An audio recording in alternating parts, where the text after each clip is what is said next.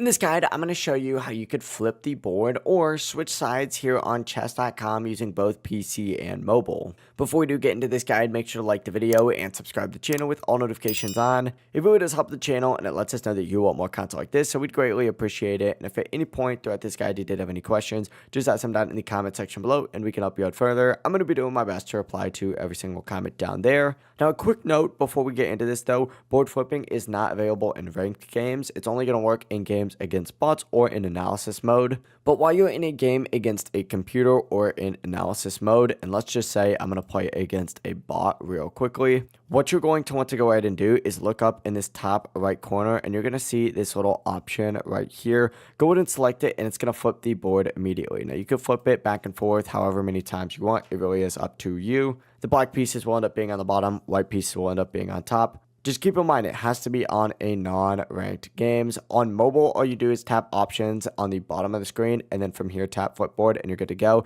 But that is how you can flip the board here on chess.com for both PC and mobile. If this guide did help you out, make sure to like the video and subscribe to the channel with all notifications on. It really does help the channel. It lets us know that you want more content like this. We'd greatly appreciate it. Have a great rest of your day, though. Peace.